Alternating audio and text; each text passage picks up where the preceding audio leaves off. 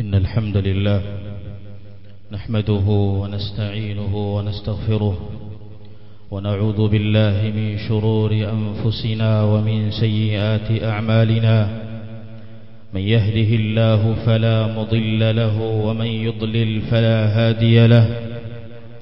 وأشهد أن لا إله إلا الله وحده لا شريك له. وأشهد أن محمدًا عبده ورسوله. يا أيها الذين آمنوا اتقوا الله حق تقاته ولا تموتن إلا وأنتم مسلمون. يا أيها الناس اتقوا ربكم الذي خلقكم من نفس واحدة وخلق منها زوجها وبث منهما رجالا كثيرا ونساء. واتقوا الله الذي تساءلون به والأرحام إن الله كان عليكم رقيبا. يا أيها الذين آمنوا اتقوا الله وقولوا قولا سديدا يصلح لكم أعمالكم ويغفر لكم ذنوبكم. ومن يطع الله ورسوله فقد فاز فوزا عظيما. أما بعد فإن أصدق الحديث كتاب الله وخير الهدي هدي محمد صلى الله عليه وآله وسلم. وشر الأمور محدثاتها وكل محدثة بدعة وكل بدعة ضلالة وكل ضلالة في النار. عباد الله اتقوا الله وراقبوه في السر والعلانية. واعلموا أن من أعظم ما تبنى به المجتمعات وتشيد به أركان المحبة والوفاء وتدرأ به الفتن والعداوات الصداقة الصادقة التي تقوم عليها الإيمان وتصان بالصدق وتروى بالإخلاص وتثمر في القلوب سكينة وسلامة.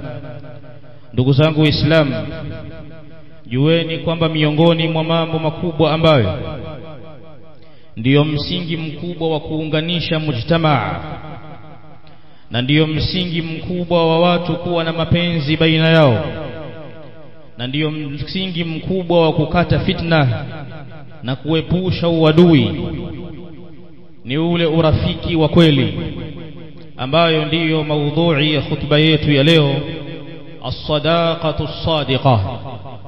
Urafiki wa kweli, urafiki ambao umejengwa katika misingi ya imani, urafiki wenye kulindwa na msingi mkubwa wa ikhlas, na hatimaye urafiki unapojengwa kwa misingi hii inazalisha ndani yake utulivu wa moyo na usalama katika kila eneo.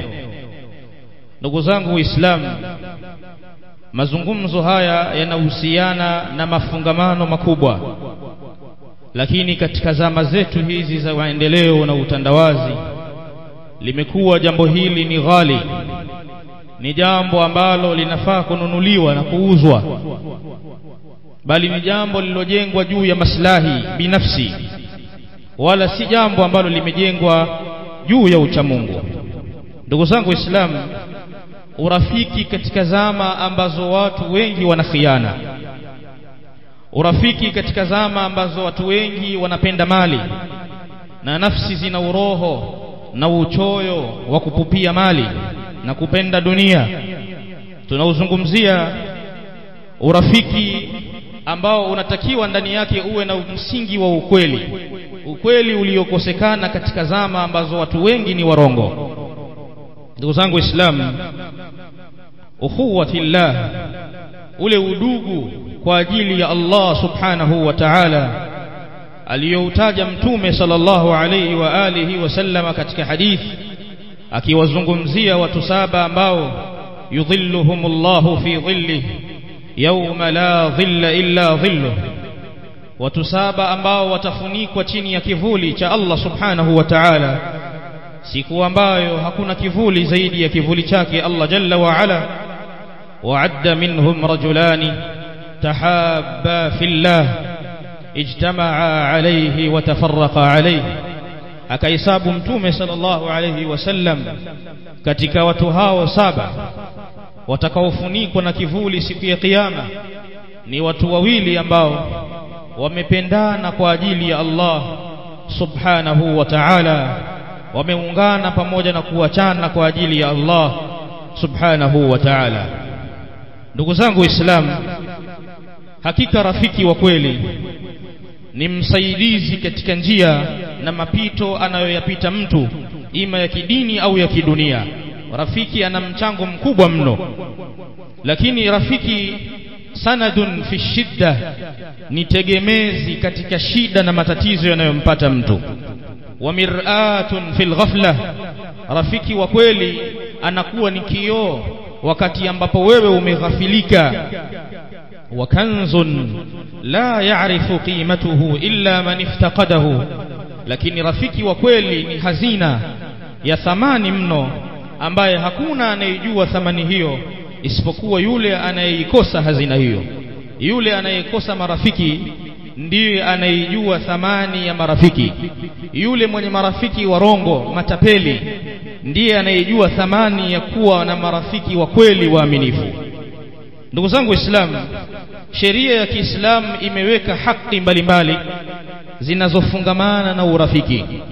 Unapojenga urafiki na mtu, basi kuna mambo kadha ambayo yanakuwajibikia wewe kunako huo urafiki uliojenga na rafiki yako huyo. Sasa ni zipi hizo alama za urafiki katika mizani ya Kiislamu? Kabla ya kutaja hizo alama, tujue kwamba tarehe na historia yetu ya Kiislamu imehifadhi matukio mengi sana, na historia yetu ya Kiislamu haijapata kuandika historia iliyokuwa safi na udugu uliotakasika na mapenzi ya hali ya juu, isipokuwa yale mapenzi na udugu na urafiki uliokusanya baina ya viumbe wawili wa bora, ambaye ni mtume sallallahu alayhi wasallam, ni sayyidul khalq, ni bwana wa viumbe huyu, pamoja na rafiki yake kipenzi Abu Bakar Abdullah ibn Abi Quhafa radhiyallahu ta'ala anhu. Urafiki wa wawili hawa Uislamu umeutaja kuanzia kabla mtume hajapewa utume. Urafiki huu kuanzia zama hizo mtume hajapewa utume ukakuwa na kuchanua urafiki wao huu ndani ya Uislamu, wakawa bado ni marafiki wakiwa ni Waislamu, bali urafiki wao kaendelea mpaka wakagura pamoja hijra kutoka Makka kwenda Madina, wakakaa pamoja katika pango, wakavumilia shida na matatizo ya safari. Hawa ni marafiki wa kweli, akiwemo mtume sallallahu alayhi wasallam na rafiki yake kipenzi Abu Bakar radhiyallahu ta'ala anhu. Abu Bakar ambaye ulipoteremka wahi kwa mtume sallallahu alayhi wa alihi wasallam kwamba sasa mtume amepewa utume rasmi, yeye ndiye wa kwanza kusimama na kuwaeleza watu juu ya utume wa Muhammad sallallahu alayhi wa alihi wasallam. Fakana Abu Bakar awwalu man amana bihi min ar-rijal, akawa Abu Bakar ndiye wa kwanza kumwamini mtume sallallahu alayhi wasallam katika wanaume, tena akamwamini bila kurejesha neno wala bila kuwa na shaka yoyote dhidi ya utume wa Muhammad sallallahu alayhi wa alihi wa sahbihi wasallam. Bali historia ya Kiislamu ikalinukuu neno la kihistoria alilolizungumza Abi Bakar radhiyallahu ta'ala anhu pale ambapo mtume sallallahu alayhi wasallam alipokwenda katika safari yake ya Masjidul Aqsa, kisha akaenda safari yake na Mi'raj, al-Isra wal Mi'raj. Aliporudi katika asubuhi ile kuwaeleza watu wakawa ni wenye kumkadhibisha mtume sallallahu alaihi wasallam na kumpinga na kumkejeli na kumdharau kwamba ameleta jambo jipya, jambo kubwa, urongo mkubwa kuliko wote.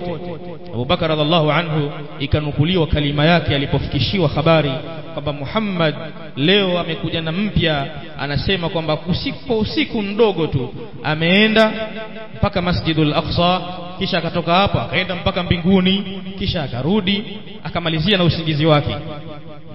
Abu Bakar radhiallahu ta'ala anhu akazungumza maneno mazuri, ila in kana qala dhalika laqad sadaqa, ikiwa kweli Mtume sallallahu alaihi wasallam ameyazungumza hayo kwamba ameenda safari hii na akarudi ndani ya usiku mmoja, basi kwa hakika huyu Mtume amezungumza ukweli.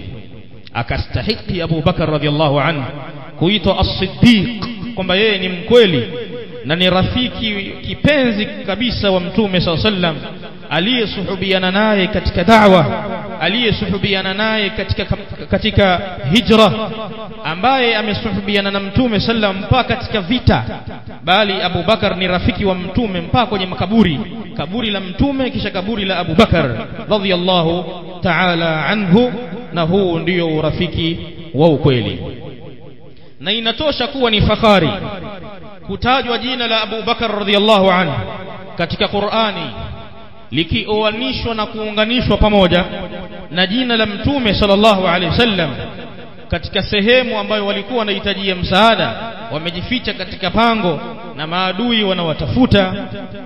Allah anaeleza idhuma fil ghar, pindi wao ili hao walipokuwa ndani ya pango, idh yaqulu li sahibihi, pindi Mtume alipomwambia rafiki yake.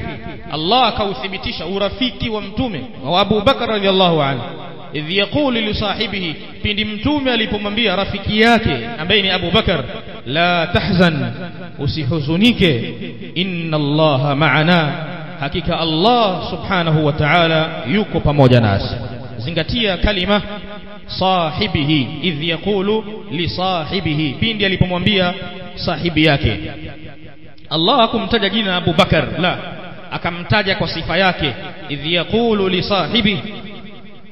Ndugu zangu Waislamu, hii suhba na huu rafiki ametuhabarisha Allah subhanahu wa ta'ala fauqa 7 samawat, kutoka mbingu 7 huko juu. Tukahabarishwa sisi kwamba Abu Bakar ni sahib, ni rafiki wa Mtume sallallahu alayhi wa alihi wa sahbihi wasallam. Ndugu zangu Waislamu, miongoni mwa fadhila za Abu Bakar as-Siddiq radhiyallahu anhu, ndiye wa kwanza alitoa mali yake yote fi sabilillah. Huyu bwana alitoa mali yake yote fi sabilillah, katika njia ya Allah subhanahu, ili mali ile ikasaidie dini. Leo sisi tunatoa mali zetu ili zikasaidie maasi, lakini wenzetu walitoa mali zao kwa ajili ya kuisaidia dini. Na ndio maana Mtume sallam akimsifu Abu Bakar siku moja akisema, ma nafa'ani malun qattu, haijapata kuninufaisha mimi mali ya mtu yoyote, ma nafa'ani malu Abi Bakrin, kama vile ilivyonufaisha mali ya Abi Bakar. Mali ya Abu Bakar imenufaisha mno. Fabaka Abu Bakr radhiyallahu anhu, Abu Bakar aliposikia maneno haya kutoka kwa Mtume akalia machozi mengi sana. Waqala, akamwambia Mtume, hal ana wa mali illa laka ya Rasulullah, hivi ya Rasulullah, si mimi pamoja na mali yangu vyote ni vyako? Mtume anamsifu, anamwambia kwamba sijawahi kutumia mali zaidi ya nilivyoitumia mali ya Abu Bakar radhiallahu ta'ala anhu. Abu Bakar anamthibitishia Mtume, anamwambia ya Rasulullah, mimi mwenyewe na hii mali niliyokuwa nayo vyote ni vyako, vitumike katika njia ya Allah subhanahu wa ta'ala. Hawa ni masahaba wa Mtume, walikuwa tayari kutoa mali zao na nafsi zao kwa ajili ya dini ya Allah subhanahu wa ta'ala. Ndugu zangu Waislamu, huu ndio urafiki ambao ulitukuzwa katika msingi wa imani, urafiki ambao haukujengwa kwa maslahi yoyote, na urafiki ambao haukudhoofishwa kwa fitna yoyote. Huu ni urafiki wa kweli ndugu zangu Waislamu. Na hata Mtume sallallahu alayhi wasallam alipopatwa na maradhi yake ya mwisho, aliwaambia masahaba, murru Aba Bakrin falyusalli bin nas, muamrisheni Abu Bakr, mpitisheni Abu Bakr mbele awaswalishe watu. akamtanguliza Abu Bakar radhiallahu ta'ala anhu akiwa ni imamu, akiwa mwenyewe yuko hai. Abu Bakar kibla cha mtume alikuwa akipiti mtu yoyote ikiwa mwenyewe yuko hai mwenye utume wake, lakini Abu Bakar amewahi kupita akawaswalisha waislamu na mtume yuko hai radhiallahu ta'ala anhu.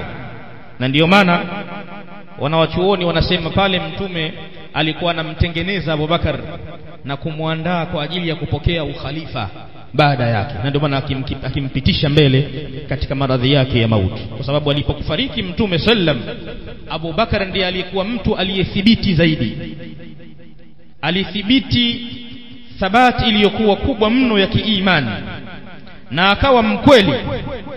Abu Bakar radhiallahu ta'ala anhu mtume sallam amefariki, wengine hawaamini. Umar anasema pale, anayesema kwa Muhammad amekufa nitamalizana naye mimi. Abu Bakar radhiallahu ta'ala anhu anawatangazia watu kwa kujiamini kabisa, man kana minkum ya'budu Muhammadan fa inna Muhammadan qad mat wa man kana minkum ya'budu Allah fa inna Allah hayyun la yamut. Yeyote kati yenu aliokuwa akimwabudu Muhammad ajue kwamba Muhammad amekwisha kufariki, ameshakufa, na yeyote aliokuwa akimwabudu Allah ajue kwamba Allah yuko hai na hafi milele.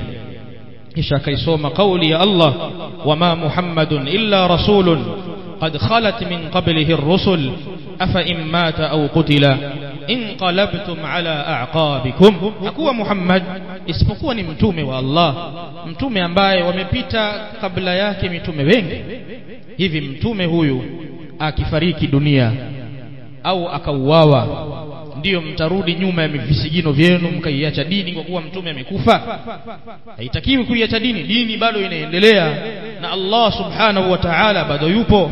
Akawa Abu Bakar radhiallahu anhu ndiye khalifa wa kwanza aliyeurithi ukhalifa na uongozi baada ya kufariki mtume sallallahu alayhi wa alihi wa sahbihi wasallam. Na Abu Bakar radhiallahu anhu alikuwa ni kipenzi wa mtume tangu mtume akiwa hai mpaka mtume anafariki. Abu Bakar anazikwa jirani pembezoni mwa kaburi la mtume sallallahu alayhi wa alihi wa sahbihi wasallam. Huu ndio urafiki sasa alotufundisha mtume sallallahu alayhi wasallam, urafiki ambao mwanzo kabisa unajengwa na msingi wa imani, urafiki ambao umepambwa na msingi wa ukweli, msingi wa uaminifu na uadilifu, urafiki wa kufa kuzikana. Huu ndio urafiki wa kweli ndugu zangu Waislamu, na mtu atakwenda kufufuliwa siku ya kiyama pamoja na yule mwenye kumpenda. Kama alivyosema mtume, almar'u ma'a man ahabba, mtu atafufuliwa pamoja na yule anayempenda. Sasa kuna watu hapa wanapenda vitu vya ajabu kabisa, yani kila mtu ukimuuliza kipi unachokipenda, basi utasikia comments za ajabu kabisa kwa watu. Kuna watu wanapenda ulevi, kuna watu wanapenda uzinifu, kuna mtu anapenda kula tu, kuna mtu, kila mmoja ana kila anachokipenda. Utafufuliwa siku ya kiyama kwa kile ambacho unakipenda. Chunga ni kipi unachotakiwa kukipenda na kukipatia mapenzi makubwa ya dhati kuliko kitu kingine chochote. Ndugu zangu Waislamu, tukimzungumza rafiki tunakizungumza kioo ambacho unakuwa unajiona kupitia yeye.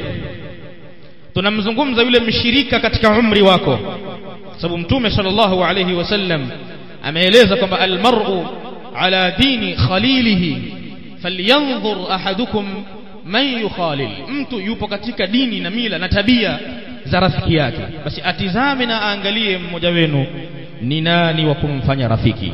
Si kila mtu anafaa kumfanya rafiki, si kila mtu. Unatakiwa uchunge ni nani wa kumfanya rafiki, ili akitajwa yule rafiki yako watu wote watajua kwamba wewe ni mtu aina gani. Na hivi ndivyo mambo yalivyo. Kwa hivyo watu huenda wakakuangalia, wakamwangalia rafiki yako wakakujua wewe namna ulivyo. Ikiwa rafiki yako ni tapeli, ni mzinifu, ni mwizi, basi na wewe unajulikana kwa sifa hiyo hiyo.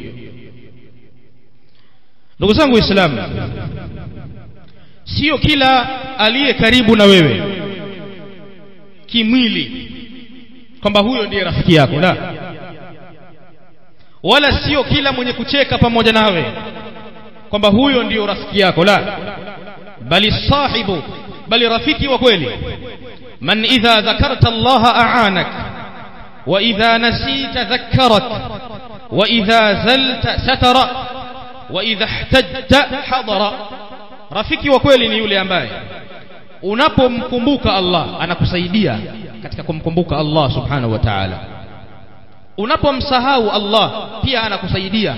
Kama ndugu yangu, hapa leo ni siku ya Jumatatu, leo ni siku ya Alhamisi, funga kwa ajili ya Allah. Ndugu yangu, huu ni wakati wa swala. Ndugu yangu, kuna mahali kuna sadaka, twende tukatoe. Huyu ndio rafiki wa kweli, anakukumbusha kuhusu Mola wako wakati ambapo wewe umeghafilika. Rafiki wa kweli ni yule ambaye anakustiri pale unapokosea. Ukikosea anakustiri. Sasa kimekuwa ni kitendo cha kinyume hivi sasa. Wallahi watu wanasengenyana, ni ajabu. Inna lillahi wa inna ilaihi raji'un. Tuna madhambi mengi sana ya kusengenyana na rafiki tena wa dhati. Lakini ukienda ukisikia vile rafiki yako anakuongelea kwa mtu, utastaajabu, utavunja urafiki naye siku hiyo. Watu wanasengenyana vibaya mno, na hili ni kosa kubwa ndugu zangu Waislamu. Hakuna urafiki wa kweli katika zama hizi, mpaka mtu ashangae, huyu bwana kweli ni rafiki yake huyu, mbona anamzungumza hivi? Rafiki yako wa kweli kabisa ni yule ambaye ukiteleza anakustiri, anaficha aibu zako. Rafiki yako wa kweli ni yule ambaye unapomhitajia wakati umepatwa na dharura, ndiye wa kwanza kabisa kukusaidia. Huyo ndio rafiki wa kweli.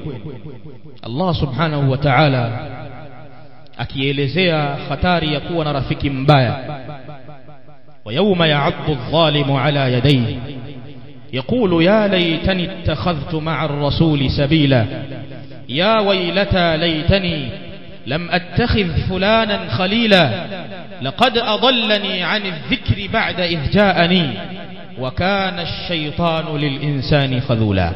Siku ya kiyama watu watakwenda kujuta, watakwenda kuuma vidole siku ya kiyama. Watu siku hiyo watakwenda kujuta majuto ambayo hayatowafaa kitu. Watatamani laiti wasingeliwafanya watu waovu kuwa ni marafiki zao, lakini kutamani huko hakuwafai kitu siku hiyo. Wanajuta, wanasema marafiki zetu hawa walitupoteza sisi kunako utajo wa Allah. Baada ya haki kunifikia, rafiki yangu mimi akanizuia nisiifuate haki, leo unajuta. Majuto hayo ni mjukuu, hayafai kitu siku hiyo. Wapo marafiki wa hivi, anakuzuia kabisa kwamba katika jambo hili bwana usilifanye, twende huko. Kwa hiyo wakaunga watu urafiki kwa sababu wanakula mogokaa pamoja katika maskani mmoja. Wakaunga watu urafiki kwa sababu wanakwenda kunywa pombe kwenye baa au kwenye sehemu moja. Wakaunga watu urafiki kwa sababu viwanja vyao wanavoruka kwenye uzinifu na utongozaji ni vimoja. Wakawa watu waona ni marafiki kabisa, kumbe wana mipango yao. Ni watu ambao wana waganga wao huko, wakipatwa na matatizo wanakwenda kwa waganga wao huko, na mtu anamshauri rafiki yake, bwana mimi mwenzako bwana huona naenda kujilinda bwana, ukipatwa na matatizo kuna mahali kuna wataalamu wanaenda, usiketi hivi hivi bwana. Huyo anachukulia, wanaingizwa katika shirki. Wangapi watu ambao hata walikuwa hawana fikra za kishirikina, lakini wameingizwa katika shirki kwa sababu ya marafiki wabaya. Wameingizwa katika wizi kwa sababu ya marafiki wabaya. Wameingizwa katika uzinzi kwa sababu ya marafiki wabaya. Ni wangapi? Ni wengi na idadi haitajiki. Aqulu ma tasma'una wa astaghfirullah.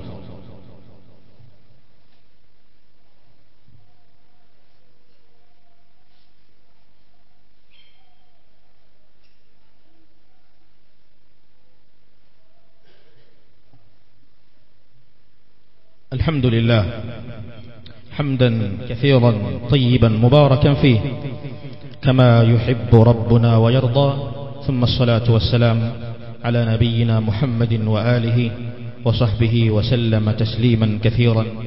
أيها الناس عباد الله، فاختر لنفسك أخا يعينك على الحق لا يجرك إلى الباطل، صديقا يرى فيك الجمال فيذكرك به ويبصر فيك النقص فيستره ويصلحه، لا من يزين لك العيب ويخفي عنك عثرة الطريق. Jichagulie nafsi yako kaka na ndugu ambaye atakusaidia katika kuifuata haki ya Allah subhanahu wa ta'ala, wala usimchague rafiki atakayekuvuta na kukupeleka katika batil. Rafiki ambaye ataona mapungufu yako, atakustiri na kukufunikia na kukurekebishia, sio rafiki ambaye atakupambia makosa, unafanya makosa lakini anakupamba na anakupaka mafuta. Rafiki ambaye hayuko tayari kuficha aibu zako na dhiki zako na tabu zako. Ndugu zangu Waislamu, ama haki za huyo rafiki wa kweli ni katika ukamilifu na uadilifu wa dini yetu ya Kiislamu, na ni haki ambazo zimetajwa na wanawachuoni wa kisheria. Miongoni mwa haki hizo, haki ya kwanza as-sidqu ma'ahu, ni kuwa mkweli kwa rafiki yako, kwa maana an takuna lahu mir'atun, uwe kwa rafiki yako wewe ni kioo. Tumesema al-mu'minu mir'atul mu'min, mu'min ni kioo cha mu'min mwingine, mu'min ni kioo cha mu'min mwingine. Kwa maana kwamba unamuona mwenzako ana matatizo, ana tabu, ana dhiki, au ameteleza, amekosea, unakuwa wewe ni kioo cha kumuonyesha ule uhalisia. Usimfiche wala usimpambe, mwambie bwana, ndugu yangu, hili unalolifanya ni kosa. Ajabu yetu sisi, unamuona rafiki yako anafanya kosa, alafu badala ya kumwambia unakwenda kumsengenya kule kando kwamba yule bwana ana kadha kadha kadha. Kumbe wewe ulikuwa una uwezo wa kumtafuta, mkazungumza mazungumzo mazuri, mkaelewana bila kuifichua aibu yake. Kama satara musliman satarahu Allahu fi dunya wal akhirah, ukimsitiri muislamu mwenzako Allah atakustiri. Kwa hivyo kabla hujakwenda kutoa ile aibu yake na siri yake, hebu jaribu kumfuata yeye mwenyewe kwanza, ili yale madhaifu yake yasijulikane na mtu mwingine. Mfuate yeye mwenyewe, muelezee, ili upate kumstiri ndugu yako Muislamu. Sasa watu wakishajua mapungufu yake, alafu wewe ndio umepata nini? Ndugu zangu Waislamu,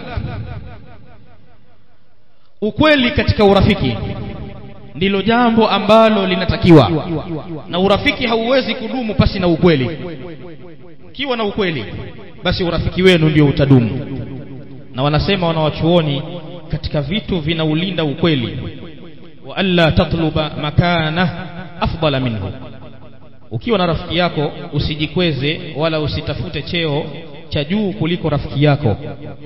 Ukiwa na rafiki yako usijione kwamba wewe ni wa thamani zaidi au ni bora zaidi kuliko yeye. La, jiweke katika level kwamba wewe na yeye nyote mko sawa.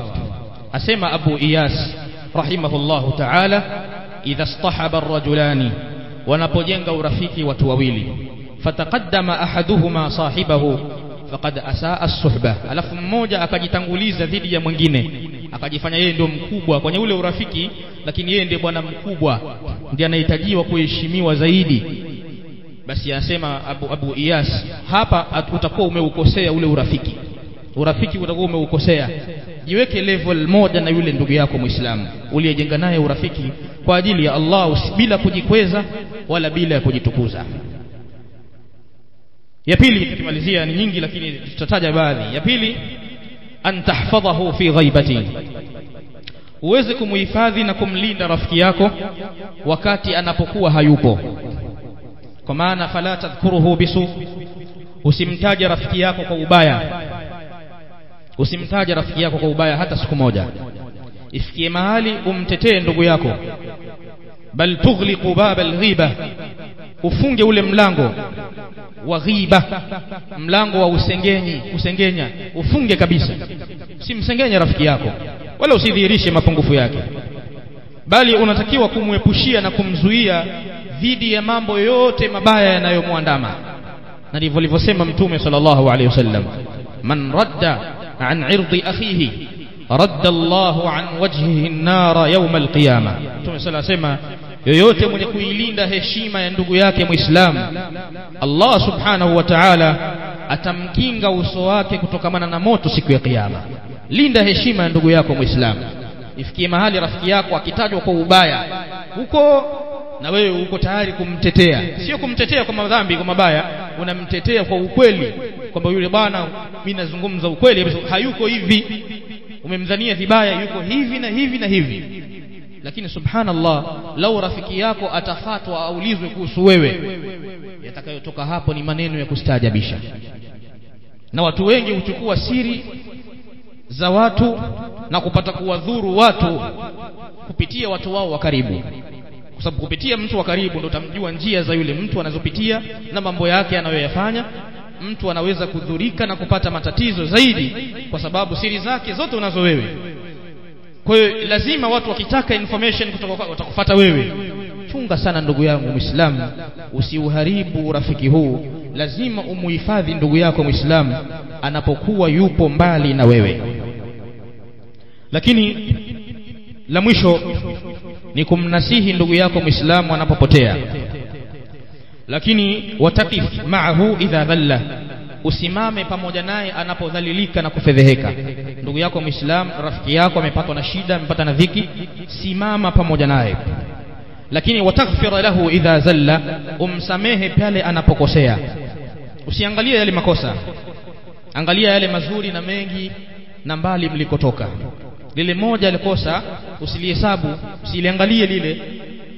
Na ndivyo alivyosema Ali ibn Abi Talib radhiyallahu ta'ala anhu kwamba shartu as-suhbah iqalatu al-athra wa musamahatu al-ishra wal muwasatu fi al-usra. Sharti la urafiki ni kuweza kusameheana makosa, lakini na kuweza kusimama pamoja katika dhiki na tabu na matatizo yanayopata mtu. Lakini wa qabuli al-a'dhar, na kukubali udhuru kutoka kwa rafiki yako. Kubali udhuru wake, kubali udhuru kutoka kwake.